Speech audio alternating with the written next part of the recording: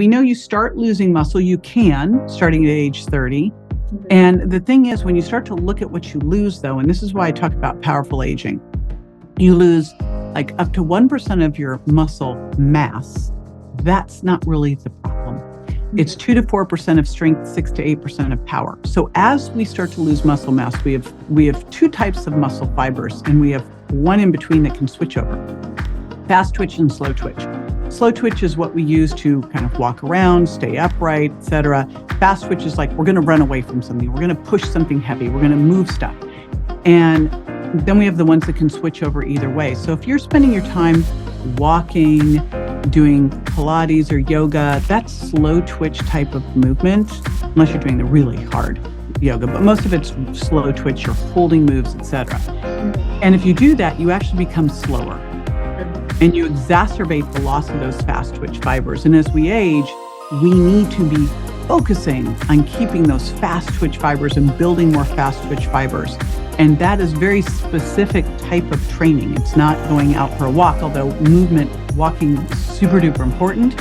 You also got to be making sure you're putting in the resistance training and the high intensity interval style training too.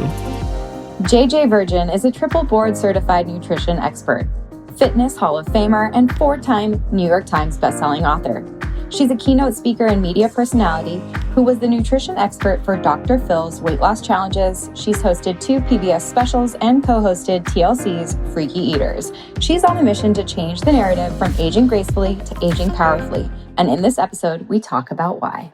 JJ, I am so excited to have you on. I remember reading your book in 2016 on my anniversary weekend trip to Palm Springs and becoming a diehard fan. I just feel like you're so easygoing and science-backed, and who you are is what we all get. And like, it just feels really good to have you on the show and to be able to share your message here and your story here. It's just, I'm a mega fan. So thank you. Well, how fun. I actually was living in Palm Springs then. No way. Yes. Oh my gosh, what a small world. Yeah. Well, for those people who don't know you and aren't as big of a mega fan as I am, can we talk about how you got into the world of nutrition and how you started your career and what it's looked like over the past, I would say, decade? So I actually started studying nutrition when I was 12. I kid you not. Now, I had to go to the library and find these books. But literally at age 12, I was growing up in Berkeley, California, which made this easier to do. I was going to the library, and I was also going to the health food store. And I was going to ACT in San Francisco, which was an acting school, American Conservatory Theater, and I wanted to be a musical theater actress. And so everything was focused on, what do I need to do? Like, my body is my tool here, right? Mm-hmm. And so I was taking dance classes, I was studying nutrition, and then I started teaching dance classes, and then I started teaching calisthenics.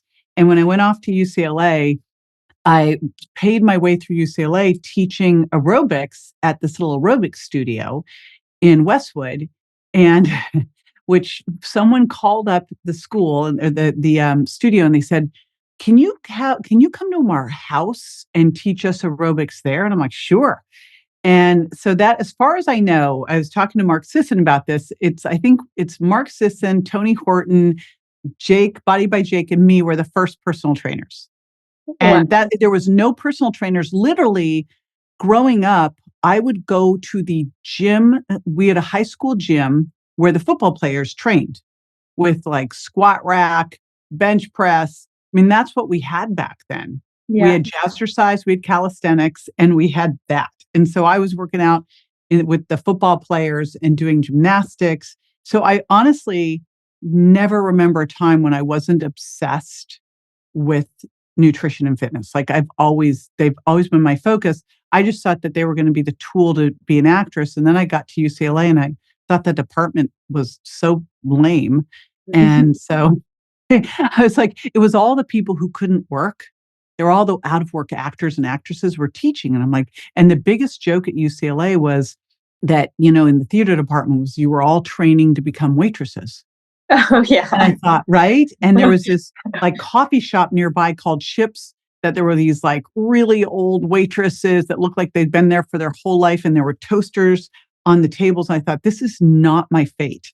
I Yeah. am not going to go to UCLA and become a waitress. So I dropped out of the theater department. But again, I was teaching exercise. I started taking nutrition classes. I became an English major purely because one of my professors insulted my writing. Mhm. And I catered my way through college as well. So I was teaching fitness and I was catering and I was trying to do healthy catering. I actually catered the 1984 Olympics. Wow. Yeah, crazy stuff. And I was in the 1984 Olympics as a placard bearer. So that was all of that. But I graduated with an English degree and literally started right back into school right after that in biomechanics because I needed to learn. I was, by that point, I graduated from UCLA with a full blown personal training business. I already had a full on business and all my friends were going and getting jobs. And I thought, what a horrible thing. They had to get suits and go get jobs. And I was like, that sounds terrible. And so I started back in grad school right after I graduated and, kind of been at it ever since. What's so interesting to me is that it sounds like being an entrepreneur is so much a part of who you are and a risk taker and someone who believes deeply in their own ability. Where do you think that comes from? So I actually think the biggest risk you can ever have or do is to work for someone else. Tell me a little bit about that. I'm not going to fire myself. Now, Yeah. I've been a very bad boss to myself. I have overworked myself, but I have literally really had since college, I've had one job and I got fired in 3 months. It's why I moved to Palm Springs. I had a friend in Palm Springs who had a physical therapy office, and I was at the time I'd gotten married, gotten pregnant, was now living in North Carolina, which was not a fit for me. And they're like, come to Palm Springs. And so I did, and they fired me in 3 months. Too many ideas. I needed to stay in my area. Stay in your So lane, stay JJ. in your lane. I actually think that the true entrepreneur, that's just who they are and they are born that way. There's the ones that are survival entrepreneurs. They had to do it. But I think the most part, entrepreneurs just are those people. They don't really know how to behave any other way. And that's how they're happiest. And if you put them in another situation, it just doesn't work. I 100% agree. Being able to pivot and follow those exciting, motivated ideas Mhm. and follow them in a very passionate way, like, it's wildfire. Right? So So fun. so And, fun. and again, I say the biggest risk, I'm always willing to bet on myself, Yeah, right? I'm yeah. willing to bet on myself. I sold one of my companies and for 5 years, basically I was under another company where they wouldn't let me make the decisions that were right for the brand. It was Mhm. the worst experience I've ever been because I just watched all the wrong things being done. And I'm Right. like, this does not work for me. So, I mean, if you're one of those people, like I think even if you have a job working for someone else, you should always approach as an entrepreneur, as if this is your own business. Right. Well, so you've written multiple books. The Virgin Diet came out, the one I first read, it came out in Mm. 2015. And since then, I mean, you've built multiple businesses. You have an amazing YouTube channel that women tune into now. And we've all kind of gotten to grow up with you and change with you. And I think what my audience is so, so excited to learn about is how things have changed from when you first started to where you are now. I mean, you are the picture of aging powerfully. I know you like to change the narrative from aging gracefully to aging powerfully. Mhm. I'd like to unpack that and talk a little bit about how things have changed for you when it comes to your diet, nutrition, how you show up for yourself, and how everything has changed so that you can stay as strong as you are. I mean, you're a picture of health, and I know managing your stress and all the businesses and all of your commitments is part of that too. So, can we talk about what it means to age powerfully? Oh my gosh, there's so much in there. And first of all, what's changed over the years? I'm going to tell you what's actually not changed that's pretty interesting. Okay. So, when I went off to graduate school, it was everything in graduate school was based on cardio. And back then, way back then in the 80s, we literally were told you should tell people that they shouldn't lift weights until they lose the weight. I know. Okay. Glad you laugh. Okay. So shouldn't lift weights till you lose the weight. And all of the research done in the lab that I was at was cardio based.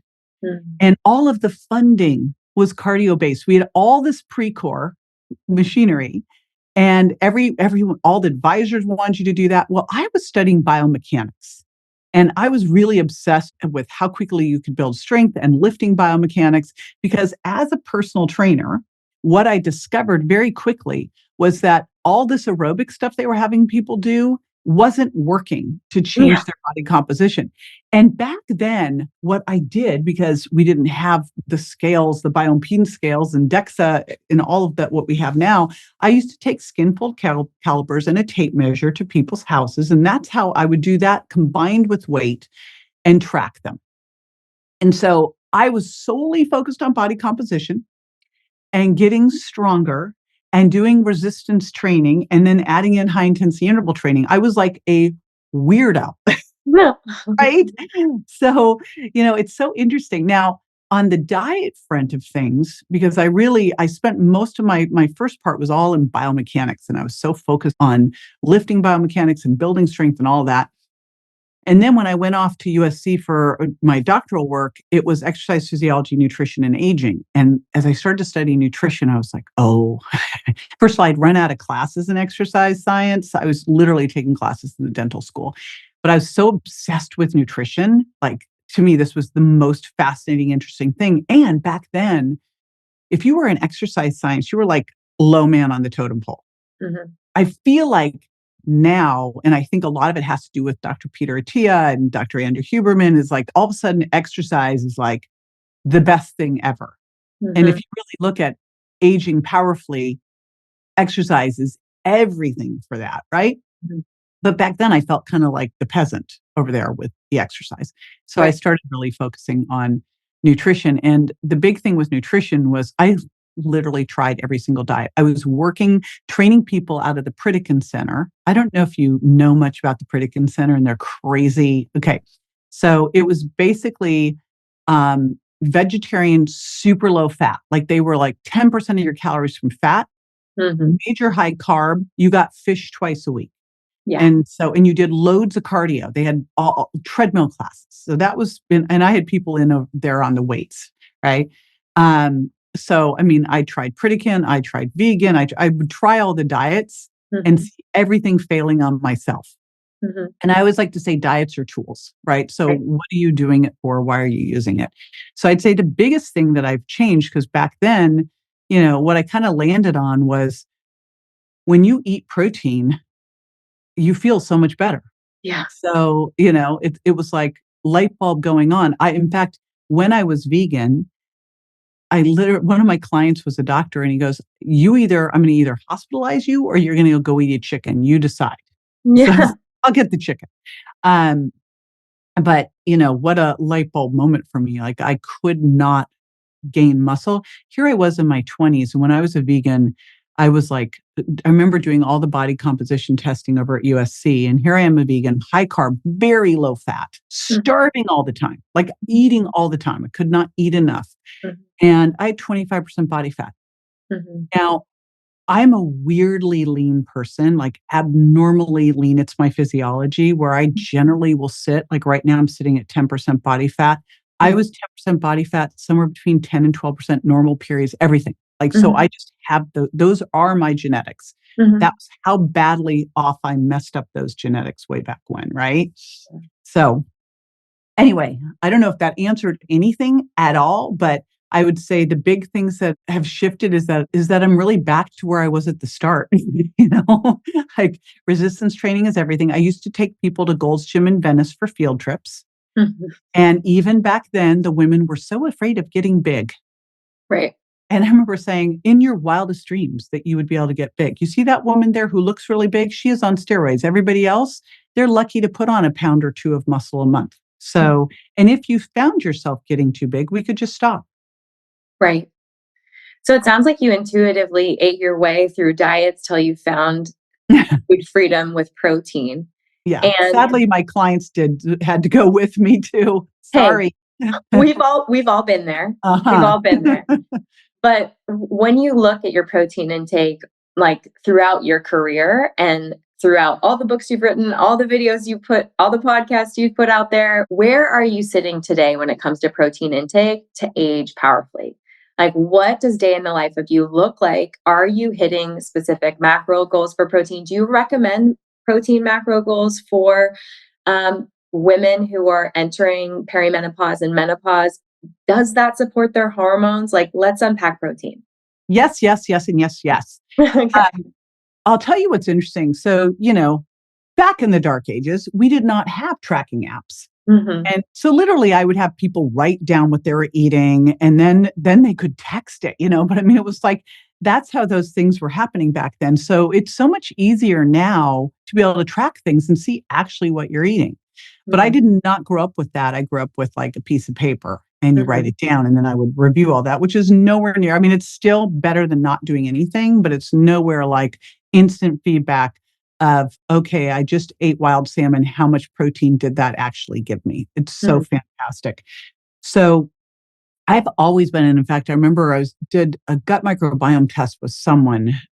They were like, "Oh, you're one of those people that just does better eating more protein." I'm like, "Yeah, like everybody." Yeah. So I've always eaten a lot of protein. My shift has been eating it first. And the reason is I never instruct other people to do something I don't do myself. It's always Mhm. been one of my rules. And what I've heard is I've instructed people on how much protein I want them to have. And I'll tell you why in terms of aging powerfully. What I kept hearing from them is I can't get that much protein in. I I know. get You're too like, full. I get too full. I get too full. Well, first of all, wait a minute, listen to yourself. We have these weight loss drugs out there to help people feel fuller. We have protein that you feel like you can't eat as much because you feel too full. Yeah. Yeah. Connect the dots. Yeah. And that awesome protein that's just hanging out in your body also can make glucose when your blood sugar starts to drop. Isn't it great? It's like, it's It's amazing. magic. It's magic. Yes, it's And magic. it's going to require so much more energy to be metabolized than fat is. So, woohoo. I went to dinner. I did a talk a month ago in New Orleans, and I explained the whole thing about eat protein first, blah, blah, blah. And I went to dinner with a bunch of the people afterwards, and I'm watching this woman who is a poster child of the person that I'm trying to help. Mhm. She's skinny fat. She's clearly sarcopenic. So she's got low muscle mass. She's Mhm. normal weight, but high body fat. Mhm. And, hasn't been doing resistance training because she doesn't want to get big. So she does some yoga or Pilates and walks. Okay. That Mhm. is the typical one. Mhm. And I watch her order dinner. Now she's listened to the talk. So I'm always just like, I'm just going to sit there. I'm curious. I know. Okay. Has a glass of wine, has some appetizers. Mhm. The appetizers are things like, some veggie things, not protein, Right. carby things, right? Has a salad, also no protein, then orders eggplant for dinner. Mhm. Then I cannot keep my mouth shut anymore. I have behaved myself as much as I possibly can. And I'm looking at her. She's like, I know what you're thinking. Now I ordered a big grass fed steak. So I have extra. I'm like, I'm going to give you some of my steak. She goes, Yeah. I'm too full. I'm like, you're full because you ate all this stuff. Yeah. And you didn't eat protein first. If you just ate protein first, we wouldn't be in this situation. Now that I'm going to protein shame you and put protein on your plate, which I did, and she ate it. Yeah. But it's just, I hear that from people. They're like, I'm too full. I go, well, you sat down at dinner, you had the bread, then you had a salad with some glazed nuts and some dried cranberries and some raspberry vinaigrette and about 5 calories of arugula. So you Right. had mainly a sundae, right? Yeah. You had this fat and sugar bomb. You said, I had a salad. I'm like, no, you had 5 calories of arugula with a bunch of fat and sugar. Yeah. Let's be real. Right. So that's where I went, you know what? If we just start eating protein first, we're going to make sure we get enough. And this is so important because once we hit 30, we are no longer building muscle through our hormones. We Mhm. are building muscle through our protein.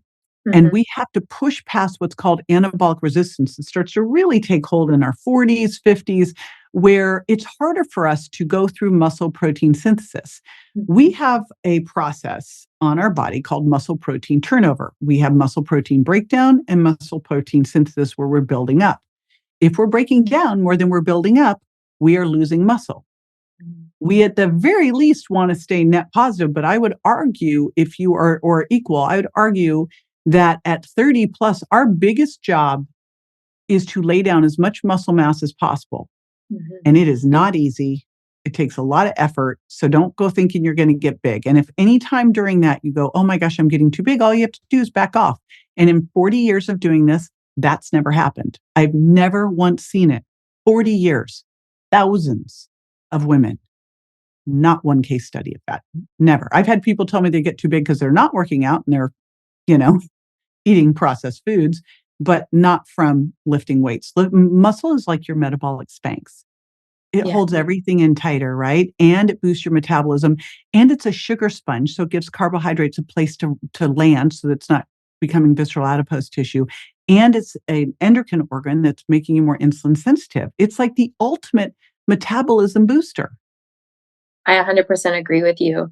I think the hard part is most of those people are relying on the scale. They aren't using calipers and they aren't using measuring tape to understand their body composition changes. So even if they're lifting weights, they start to lift heavy and they hold on to a pound of water weight and they freak out and give up. And then they don't get anywhere. And so that's kind of one of the hardest parts. But I appreciate you saying that so much.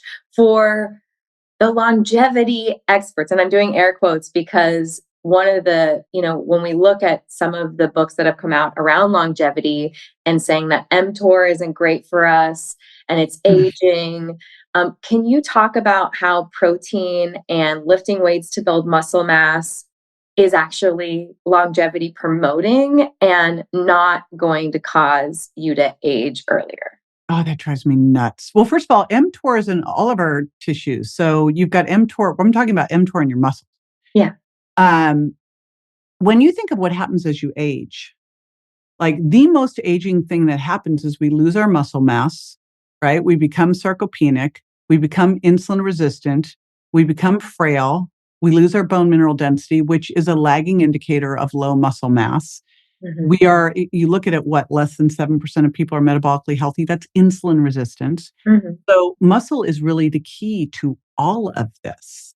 And, show me the research on humans for this data, because all I've seen is based on rodent studies. And we're not rats. So I haven't seen it on human data. Now, is there a potential place to do a short-term reset of some sort to trigger autophagy? Maybe, but there's also, show me the data on when autophagy hits. And autophagy is that taking out of the cellular trash for the audience. But how did we test for that? Yeah, most of that research was done on Dr. Longo out of USC, and it was 5 days of fasting. So Have you tried that program? Yes. Yeah. I did it a long time ago with a few clients. I took them away to do it. I put them into ketosis before we did it. Then they wanted to be in a hotel, not near their pantries, and they wanted to move. And it was like this all-inclusive thing in the beginning of the year. And it's intense. Like I came out of it needing lots of food. And, I actually felt like I felt myself taking the trash out. I felt bags under my eyes, swelling in my joints at first before feeling better. But I haven't done it since. It was something that I did one time and I was like, or twice. I was like, that was good.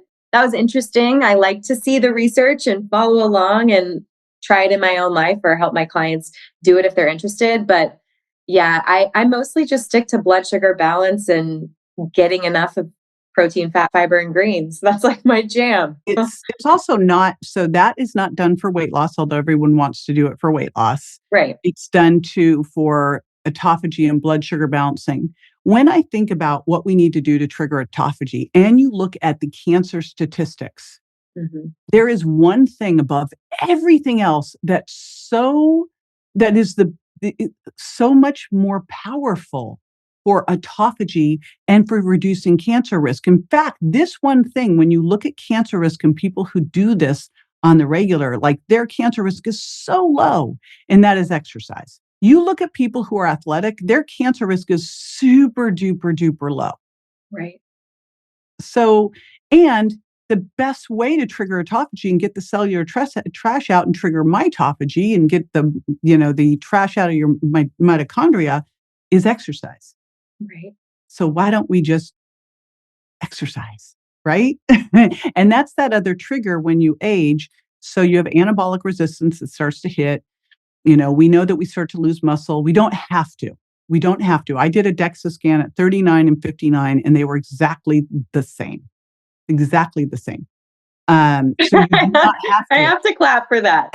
That is hard work. That is hours in the gym. That is committing to yourself and not making excuses. And it's also, I did that.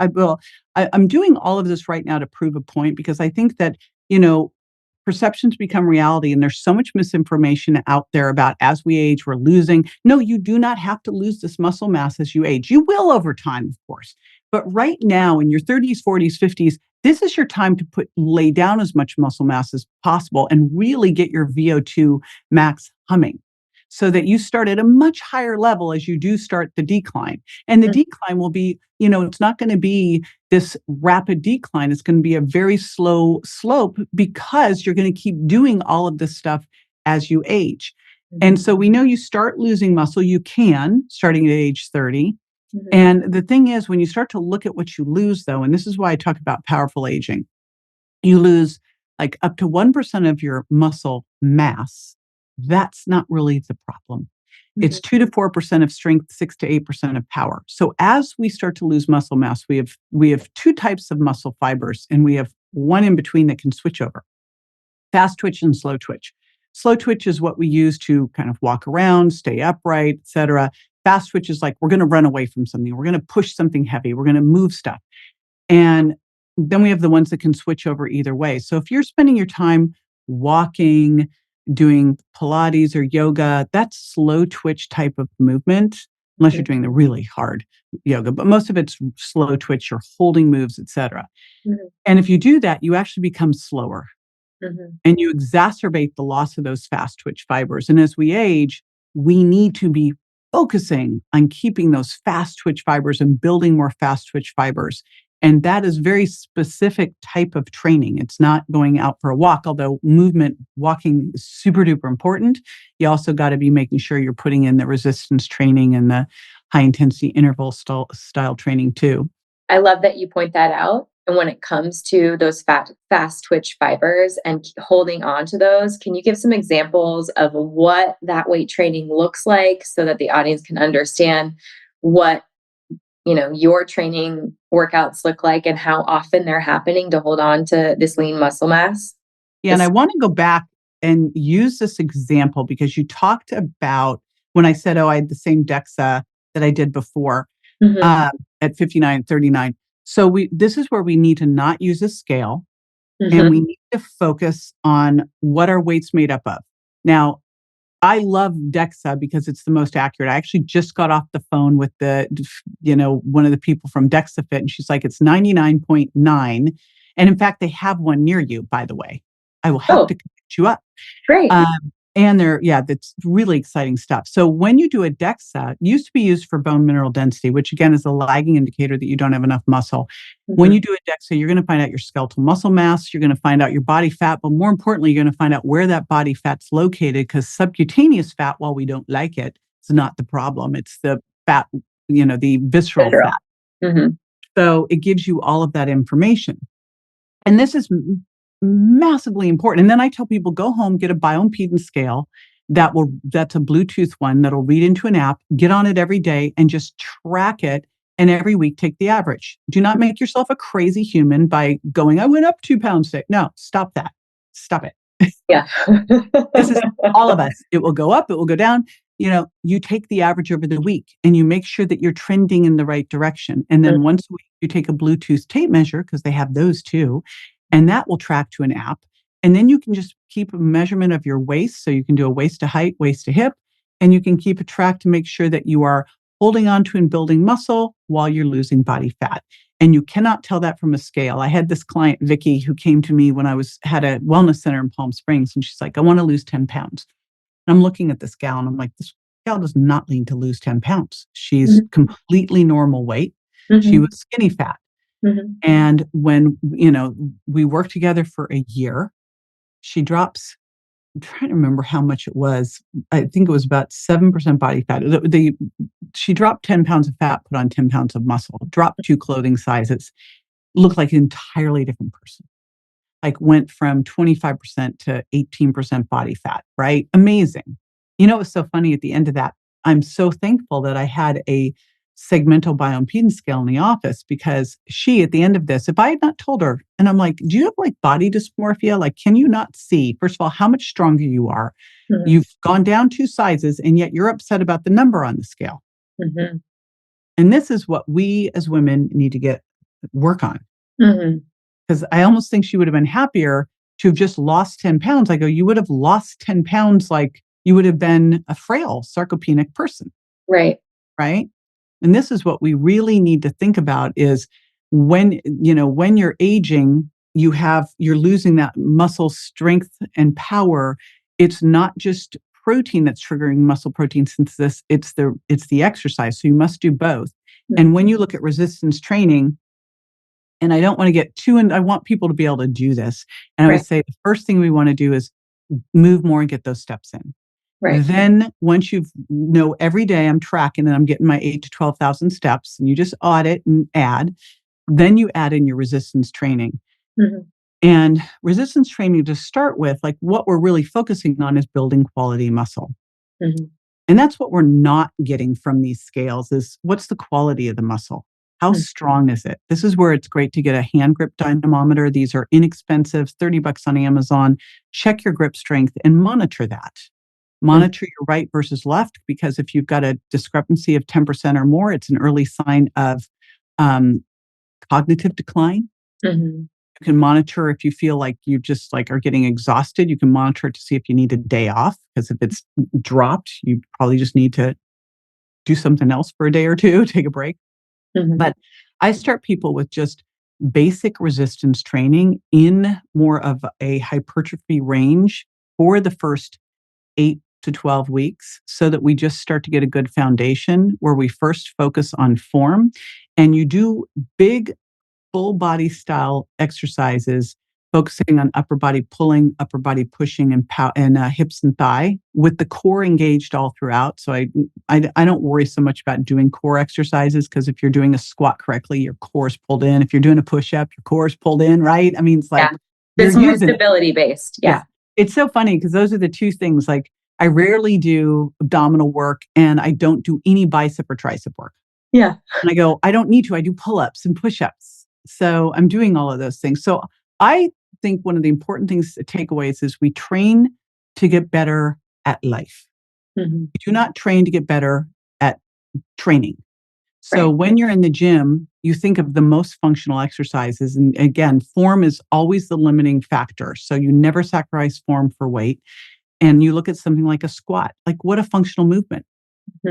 When you look at the things that really dictate our all-cause mortality, how well we will age, VO2 max is the number one of all. And then the second one is your strength. We're using grip strength as a proxy, but it's really leg strength. That's going to get you off the couch. Get you up. Stairs. Yeah.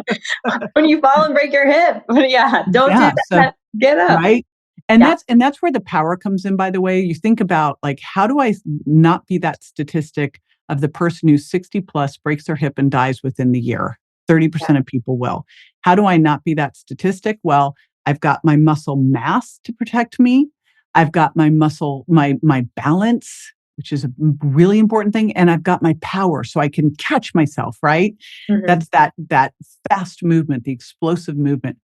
So you do things like squats and people, I blew out my knee at 17 doing point ballet, which I'm 6 feet tall. I should not have been doing point ballet at 17. That was dumb. But so I have had just joint issues my whole life. And I've done squats and step ups and lunges. And the reason I could put off getting a total knee replacement from 17 to 52 was because of all of the things that I did. And Mhm. so I think a lot of people say, oh, I can't do these things because of. And I think actually your reason why not is your reason why you need to do these things. Right. Because in life, you are going to be squatting and Right. you're going to be picking things up off the floor. And if you can train for that in the gym, you don't get hurt doing that in life. So you make such a good point, especially where I'm at in my life. Picking things up the floor, up off the floor is Like my like babies, second job. yeah, Like, children, it is my children, their toys, the things those that we all Legos, drop. Yeah, I've had a knee surgery from a soccer injury, and I can say like it's given me problems ever since. That was in my early 20s.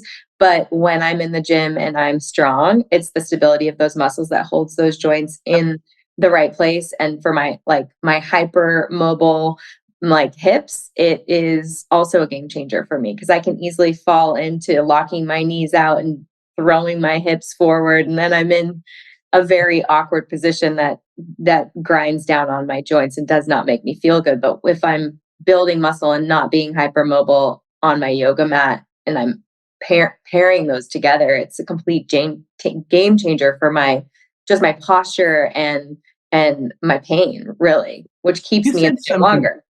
What you just said was so important. I have to just highlight it because what we have a tendency to do when we're hypermobile is more of that. Yeah. Like you see Gumbies going to yoga, and I'm like, if you're a Gumby, actually you shouldn't be doing yoga. You should be doing more stability and strength. If Hmm. you're inflexible, go to yoga. You know? Yeah.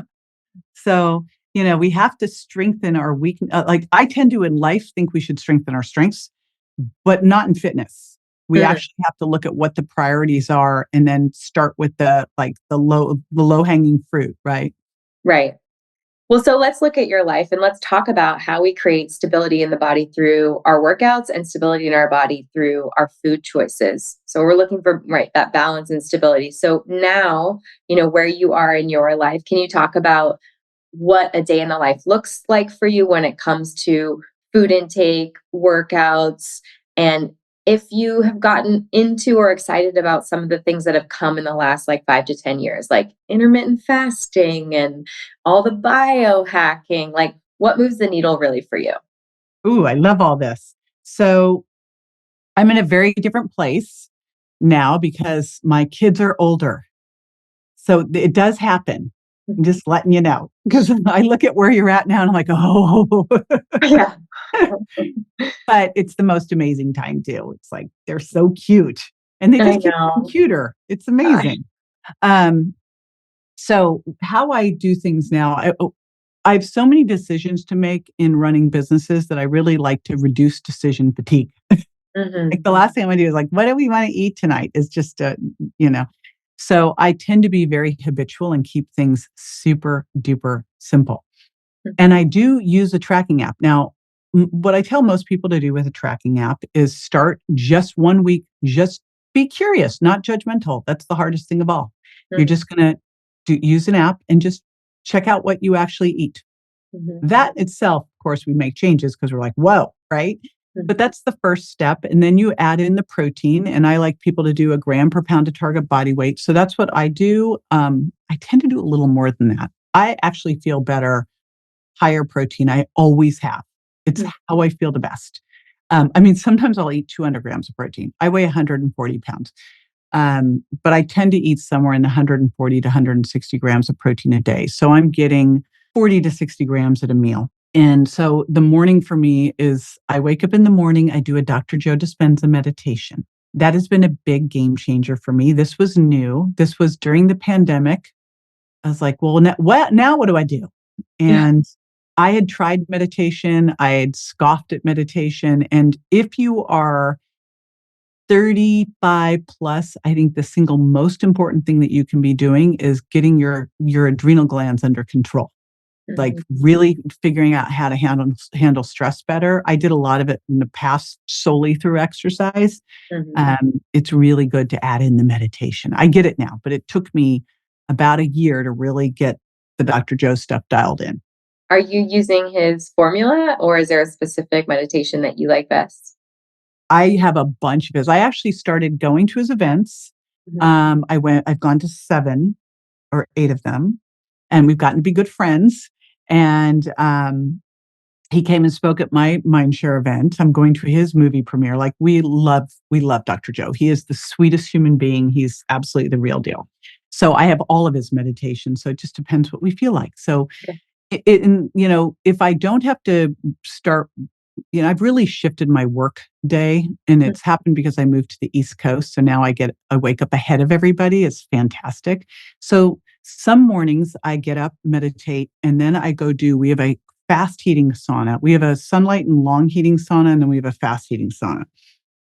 So some mornings I'll do 10 minutes in the super fast hot sauna, 3 to 4 minutes in the cold plunge, and then I do red lights. And I try to do that when I'm home 3 days a week. And then some evenings we do the sunlight and infrared. And then I have breakfast after that. So I like to eat about 2 hours after waking up is my perfect.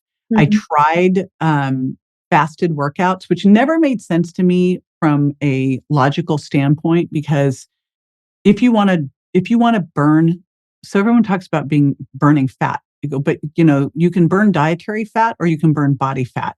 If Mhm. you're keto and eating a lot of fat and it's excess calories, well, you're burning fat, but you're not burning body fat. Yeah. So, and if you look at exercise, if you're going to do an intense workout, most of that you're going to be burning a lot of glucose. Mhm. Like, I remember wearing a CGM going, wow, I got my CGM up to 200, Yeah. So I was always like, how high up can I get this thing during a workout? So if you're really doing an intense workout, you're not burning a lot of fat. Mhm. It's really what you're doing after the metabolic afterburn, the muscle repair, the adding muscle, and getting into caloric deficit that's going to help you lose body fat. So the whole fasting workout thing, when I tested it out on myself, it just meant I couldn't work out as hard. Mhm. And that didn't make sense to me, because it's quality of your workout is what's going to dictate how much muscle mass you put on. So if your workout just went down, like, how's that help? Right. Mhm. Um, and I understand, like, oh, do cardio so you burn more fat, but it's still, at the end of the day, it's going to be whether you're in a caloric deficit or not. Yeah, I think a Um, lot of people get caught up in those type of details, and the reality is really tuning into where they're at and asking them, like, how much energy do you have for your workouts, and have you worked out fasted versus fueled, and finding the sweet spot of when you need to eat prior to your workout, or if you don't, and not sacrificing like a lack exactly. of strength and power, or burning out in the middle of a rep set or something. And some people can do it fine. If there's every once in a while when I'm traveling, we have to work out first thing in the morning, and I'm like, I'm not eating. I will take essential amino acids, electrolyte and creatine, and little collagen in a shaker bottle, and I'll have that while I'm working Love out. that. And then I'm Great tip. cool. That's what I do. So, so I eat something, and generally what I'm doing, healed my gut. Yay! So I can rotate in some Greek style yogurt now, which I love. So I'll do that. I'll do bone broth protein. So I generally will do a smoothie or yogurt with stuff stirred into it. Mhm. And some of the stuff stirred into it is creatine. Yeah. And then I will go off and work out about an hour after that. And that's when will either do resistance training. We go to a place here in town, and we are the oldest people in the room, which is, I think, the way you should do it. Where I literally could have given birth to everyone in this room. But it's a high intensity interval class where they just kill you. You are doing burpees and mountain climbers and sprints on a self-propelled treadmill, and just all sorts of, kettlebell swings and snatches and all sorts of stuff. that You're the walking advertisement for aging powerfully. It's it's so like you're just staying as young as those kids in that room. those kids. It's funny, when we first went over there, we would go to yoga at this place too. And I go to yoga once a week because that's helping me with my balance and flexibility. I will not do it on my own. I will Mm, not. mhm. Um, but we go over there and they go, "Oh, you're the yoga couple. Are you sure you want to do this?" Now, of course, my husband and I are the most competitive human beings ever. So now that they've said this, we're looking at them like, "Are you kidding me?" Yeah. And, we go in there, and I'm watching my husband on the treadmill. I go, he's going to go flying off, because he is literally racing the person next to him. And I'm like, oh boy, this is, we were so sore 2 Yeah. weeks. I was like, maybe you're a little over the top. But we do some kind of a workout.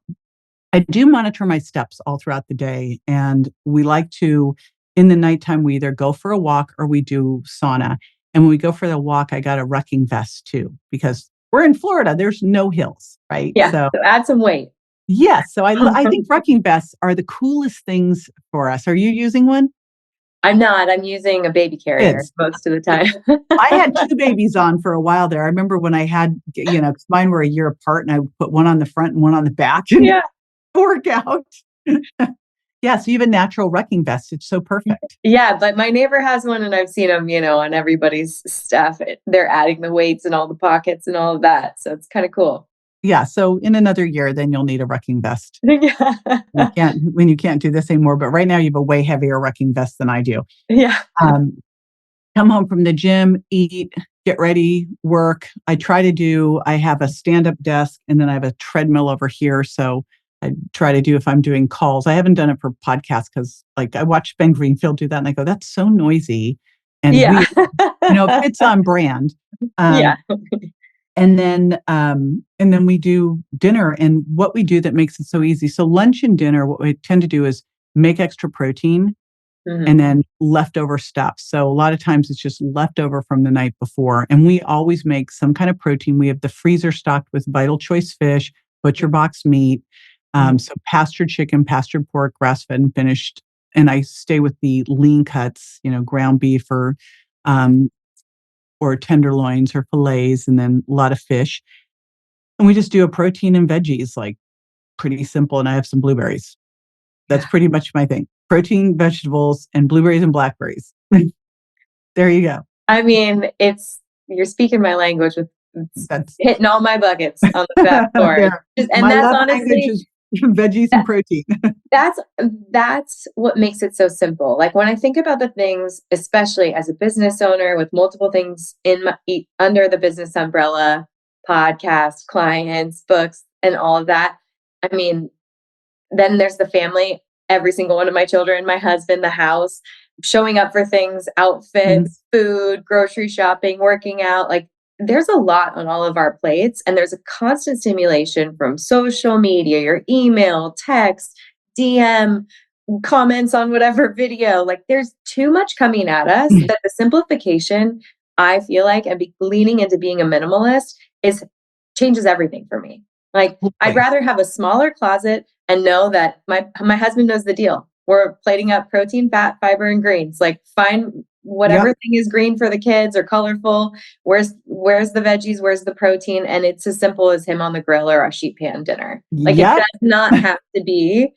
It doesn't have to be something that the feed or Food Network shared that has Oh, 35 please. ingredients. Who That's does that? overwhelming. That's so overwhelming. I'm the 5 agree. So we have it so down to like we do mushrooms and onions with steak and broccoli. That's Yeah. one.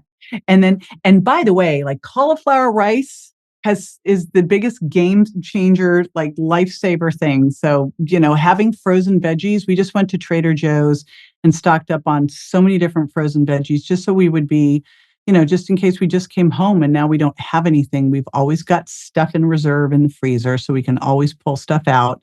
And that's where cauliflower rice always saves me because So it's good. just so easy. It's so easy. So yeah, and then post dinner is like walk. I want to do one thing a night. I just because I wasn't doing anything. I was being like the lazy and flopping on the couch. And went, you know what? If I just say you're either walking, you're taking a hot Epsom salts bath, or you're doing sauna. If I happen to do more than that, great. But that's what I do every night.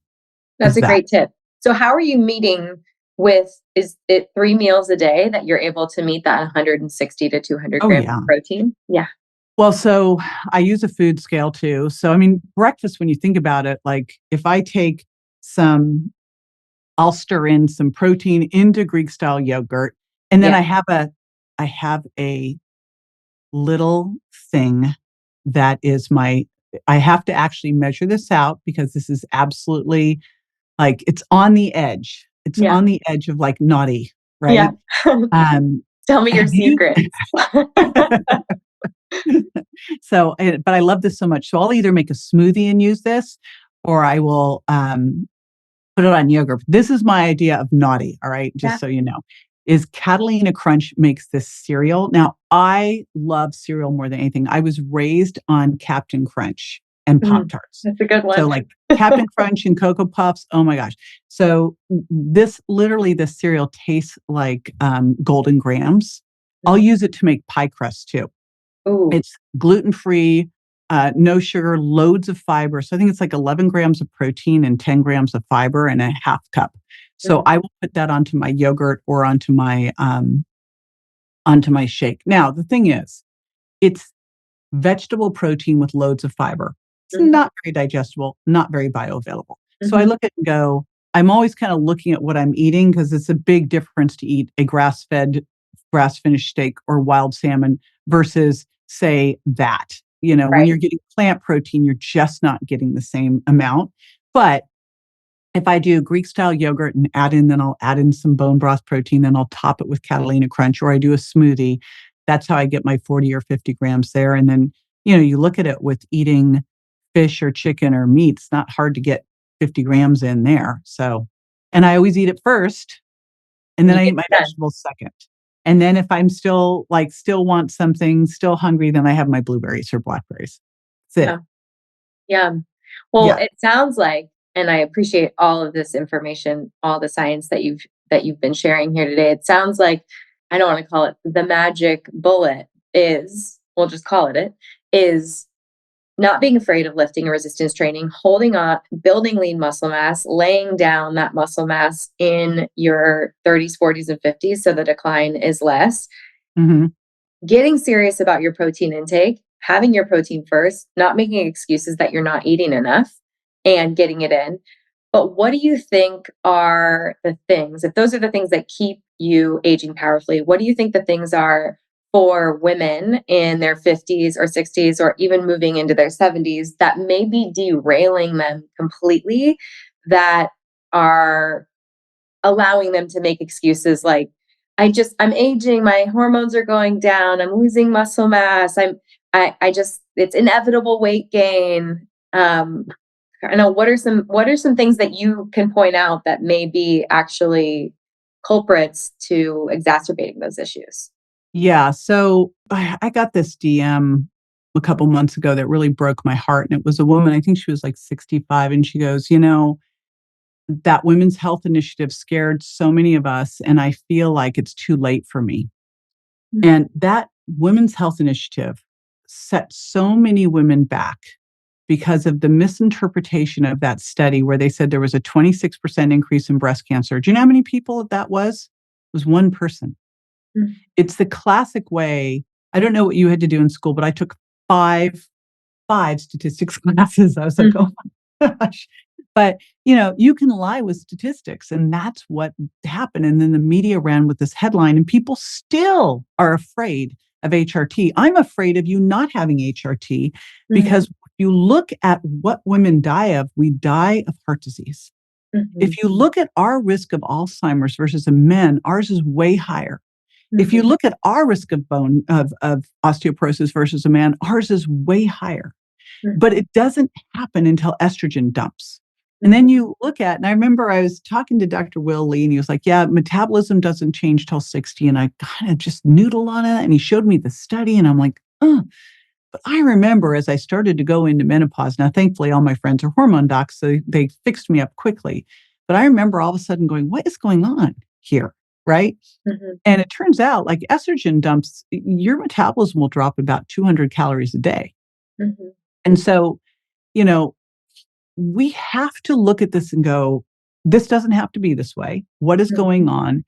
And this is where you really have to be your health detective and have a really good functional medicine practitioner to work with.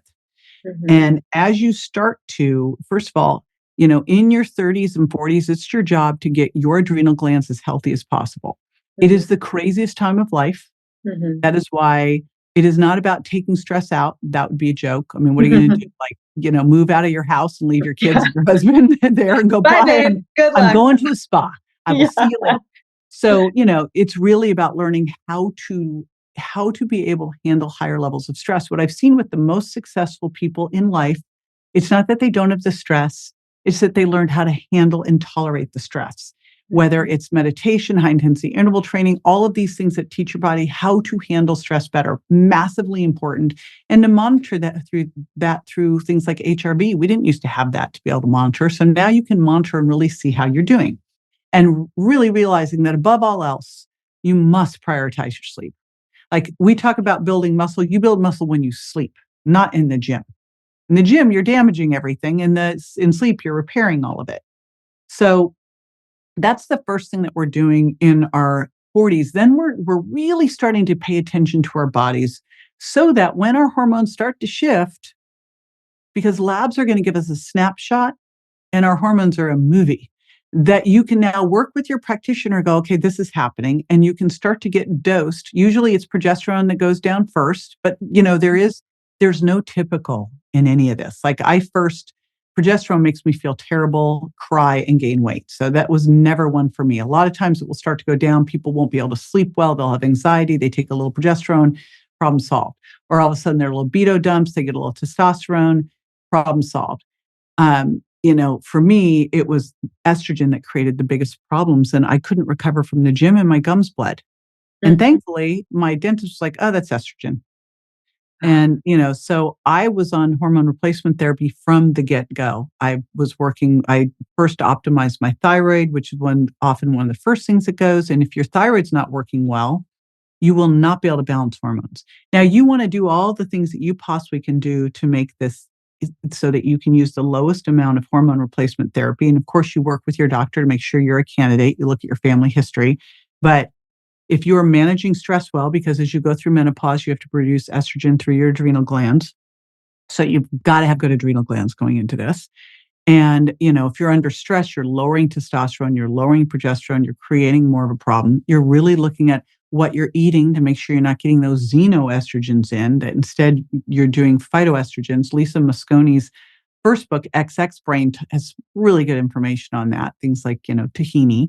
But you're doing the things that you can do with supplements, with diet, and then you start to use hormones, because when your estrogen dumps, you don't have to be miserable and suffer. Like it is suffering. And there's no reason that we need to suffer. And by the way, like I met a gal, I did a talk in Austin, and this woman came up, she goes, I've been doing everything you said. I eat protein first. I lift heavy weights. I get my activity in. I'm sleeping through the night doing recovery stuff. I think of biohacking to me as recovery. I don't believe in shortcuts. I believe in using these things for recovery. But, and that's what we have, a biohacking lab at our house. It's a recovery room. That's what I call it. Not a biohack. A way for you to deal with your stress too.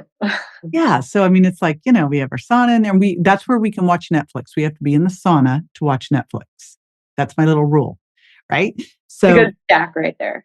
It's so awesome. Honestly, it's like, I feel like I can't believe this is my life, because literally I've been bankrupt. I've been, it's like I was a single mom I've just gone through the ringer with this stuff. But the thing I was so fortunate about was was surrounded by functional medicine doctors who did hormone replacement therapy. My 50th birthday was with Dr. Sarah Gottfried and Dr. Anna Kubecka and another gal, Dr. Jen Landa, in South Beach. And so I was always doing hormone replacement, and I did not suffer. Like I hear these stories, and this gal in Austin who said I was doing everything, but I didn't want to take hormones because I wanted to do this all naturally. I'm like, we live in very different times than we would have 100, 200, 300, 500 years ago, where we are under this chronic stress, where our adrenal glands, we've come into this already depleted. We've been eating ultra-processed foods. We've got higher visceral fat. We are in a very risky place going into this. And I think the riskiest thing we can do is avoid hormone replacement therapy, because, again, we die due to heart disease. It's the number one killer. And as you start to go through, like I remember seeing people at an office in Palm Springs, and the people would come in for a consult. The women would come in, and before I even knew, I'd have their labs first, and I'd look at their labs, and I knew if they were on hormones or not before they even told me, because I could see if their cardiovascular risk factors would be off the chart, like their LP little a and their LDL particle sizes were everything was up there. HSCRP, like they were inflamed, high LDL, like bad and insulin resistant. The ones on hormones, no. Mhm. Yeah. Well, I'm grateful for you for sharing that side of the story because like that when you tease out the research and you actually look at the number of people who were impacted, maybe, cancer growth with hormone replacement therapy, and you can tease it out to being one patient in that study, that it does impact a lot of women's choice. And for many of us, we want to do everything all natural. We want to, you know, get our nutrients from food and not take supplements. We want to not take hormone replacement therapy. And at a certain point, you have to ask yourself, like, is this protective of my brain and my body in the long term? And how am I going to show up for my family and my kids and my business or whatever you're doing? How am I going to show up in the best light Right. and be the best version of myself? And sometimes that means asking for help or getting help that is up to date with the times. And I love that you said up to date with the times because I would just consider something like vitamin D. 100 years ago, we didn't have these issues with vitamin D because we didn't have the ozone layer issues. We were out in the sun. We didn't need to wear sunscreen. Like it was entirely different. Yeah, Now we are a vitamin D depleted world. right. And so we need to take supplemental vitamin D. No way you could get that enough from your food. And some people genetically will never make enough anyway. And Mhm. so I would argue that I think we're in the same boat with hormones. I remember hearing like the Okinawan women, they don't even like go through all of this, Mhm. right? So clearly some stuff has shifted in our physiology, probably because of, the xenoestrogens and the stress Mhm. that this is different. And what we are doing is replacing what we naturally had, Mhm. not to the physiological levels of a 30-year-old, Mhm. right? But we're replacing them so that we have optimized our, cardiovascular health, our bone health, our brain health, and we're using, bioidentical to do that. So Mhm. I'd argue that it is natural, right? Right. It's just times have changed. So when someone takes hormone replacement therapy, they're still going to have the symptoms of menopause. They're just not going to be exacerbated and they're not going to have to suffer. They might really have almost no symptoms. I mean, the biggest symptoms of menopause when you go through them, like brain fog, um, and it's funny, I could tell going through when I needed estrogen because I would walk into a room and go, "Why am I here? Why am I here?" "What am I doing here?" Um, Why are my or keys in the fridge? yeah. It's like, seriously, I mean, all the jokes you hear, they actually do happen. I Yeah. remember getting thrown across the bed because I was so hot. It was like, "Boof," Yeah. But again, once I took my hormones up, it just was immediately gone.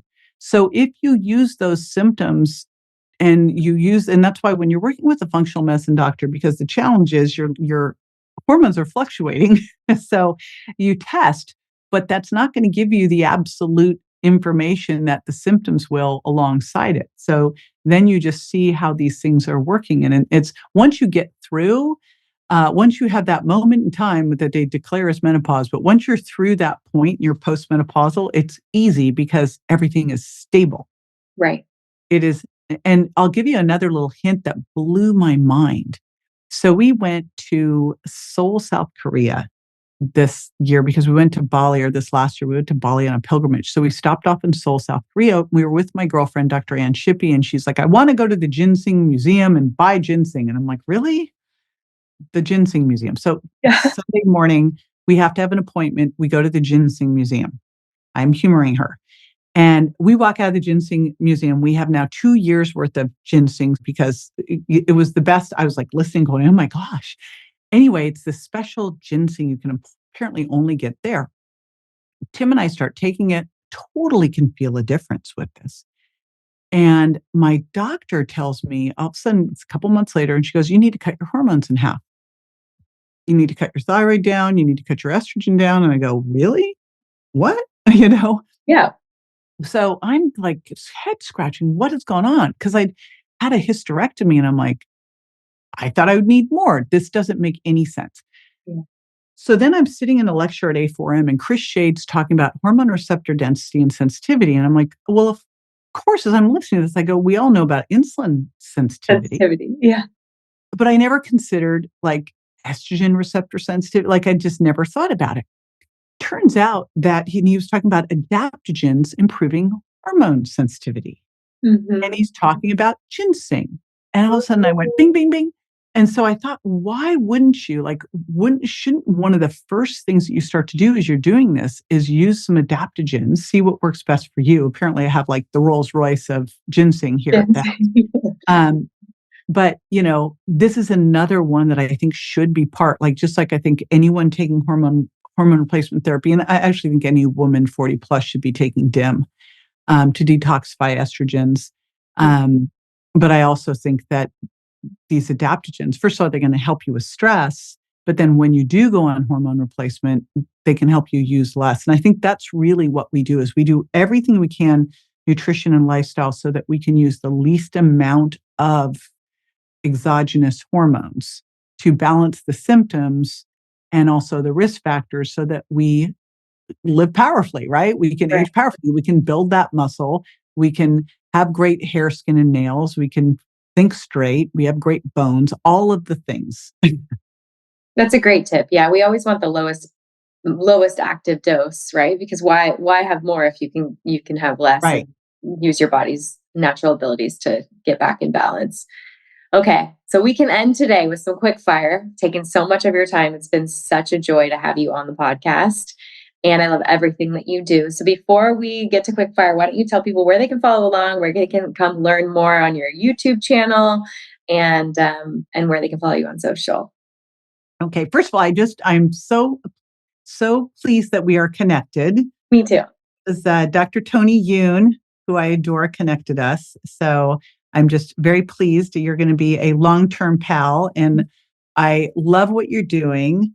I Thank you. love how you're showing such a great balanced life and you're so real. And it's just fantastic because, it's challenging doing all of these things. And sometimes I feel like they paint these perfect pictures and we're like, oh my gosh, how the heck can I do that? Yeah.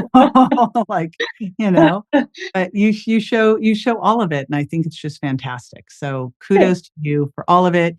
Everything you do is so user friendly, actionable. So I love it. And yeah, I'm a big fan. So Thanks, JJ.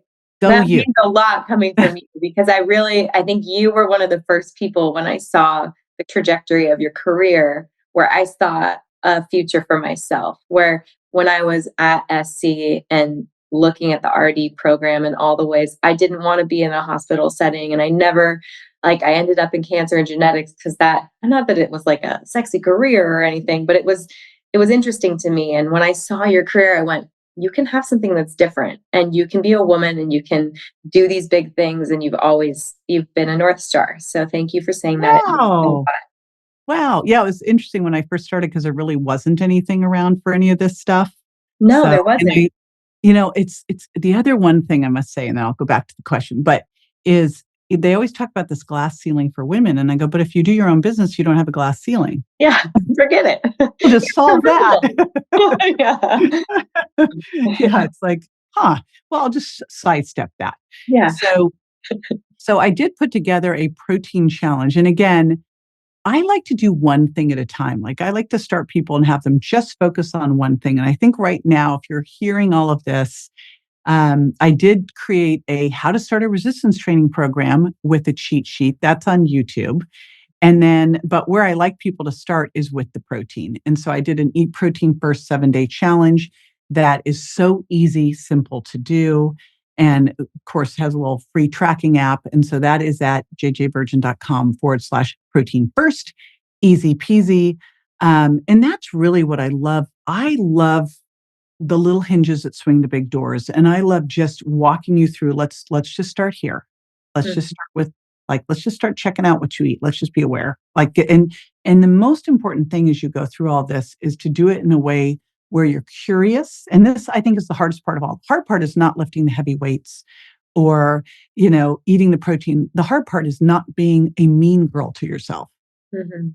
right? Is to not go, I had a bad day. Oh, you're just a bad, just all that garbage self-talk that we've all done that I just want to shut it down. Now, hint, hint, when you turn 50, and I just did this interview with Dr. Lisa Mosconi, Menopause Brain, and she talked about the flip that gets switched switch that gets flipped, whichever way it goes, at 50, where you're just like, I don't care anymore.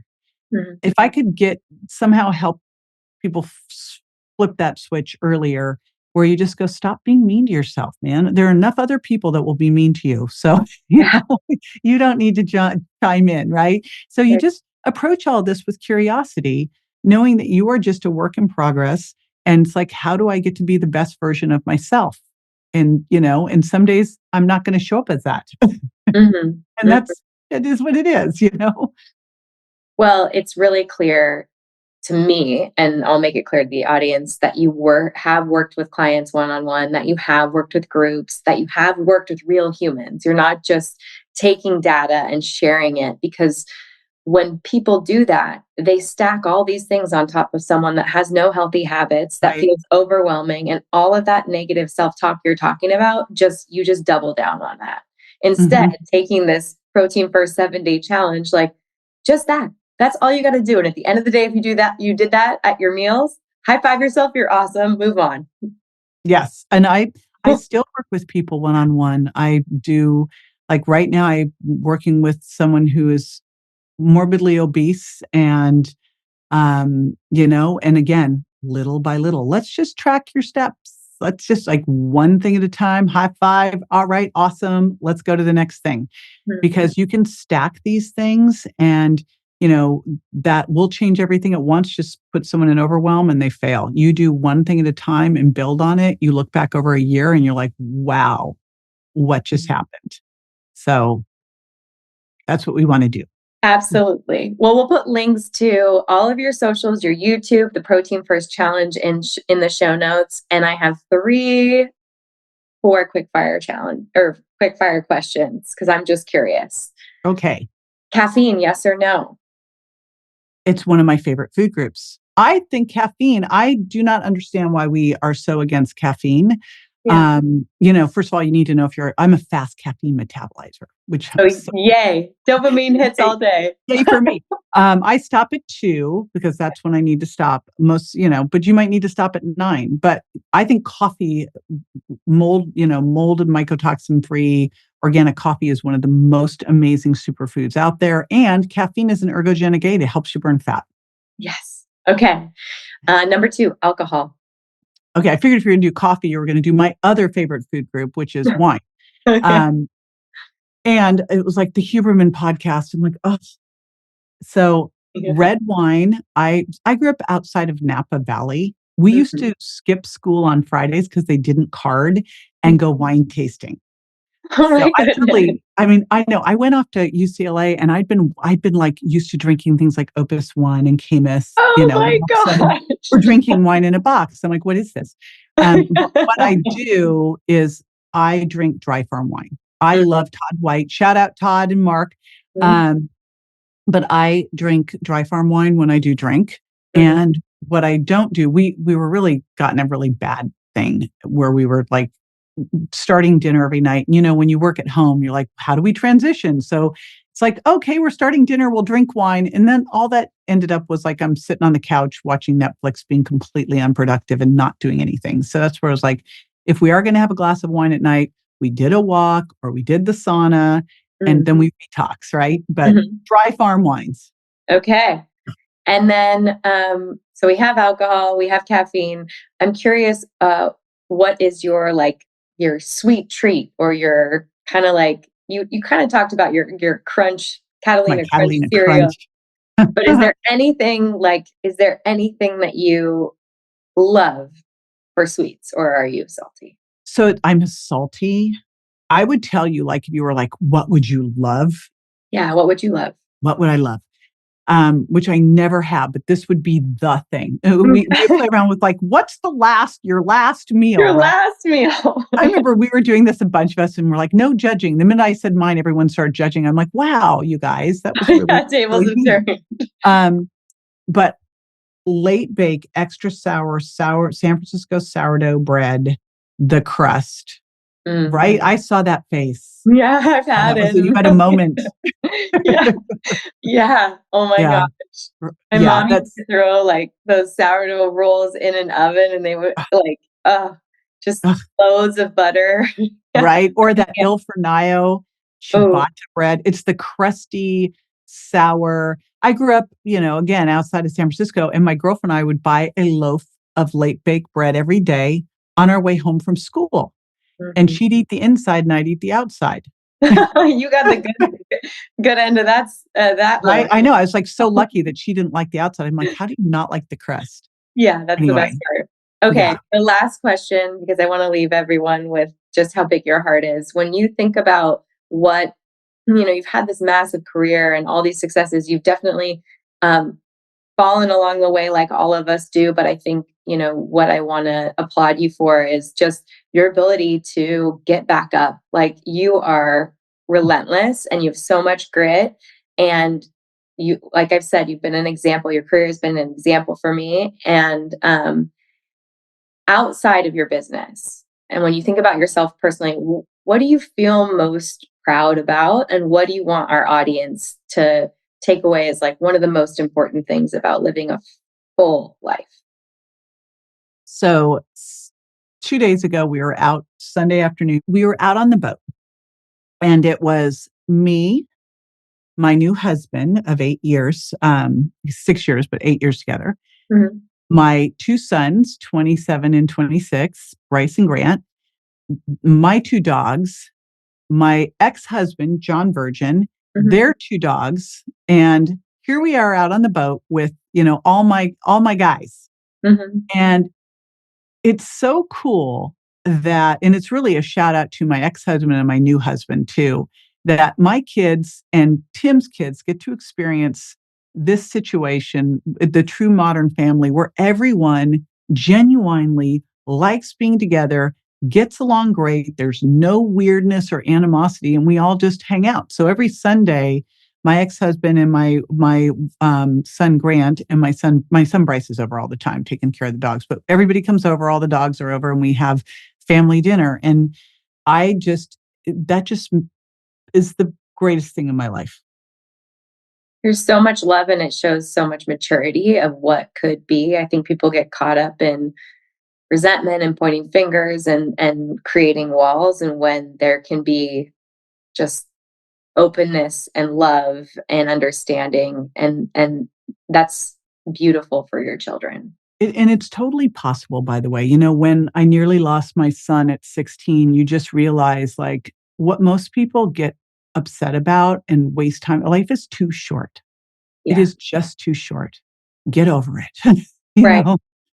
And I've taken so much of your time up, and we didn't get into the story of your son's accident, but I just want to tell everyone listening, like, if you get a chance, go tune into JJ's story and learn, because I think that you wrote a whole book about how important your mindset is and what life really is about, and I think that's such a bigger part of the lessons you're here to teach. And so thank you for being open with that experience in your heart, and just putting so much love into the world. It's been a pleasure, JJ. Thanks for being Ah, says one warrior mom to another. here. Yeah, true that. Uh-huh. All right. Well, I love everything that you do. Thank you for being here and for your time. We'll link everything out in the show notes. You guys go give JJ a follow on YouTube, on Instagram, on all the things. We'll link it in the show notes. Thanks for being here. Thank you.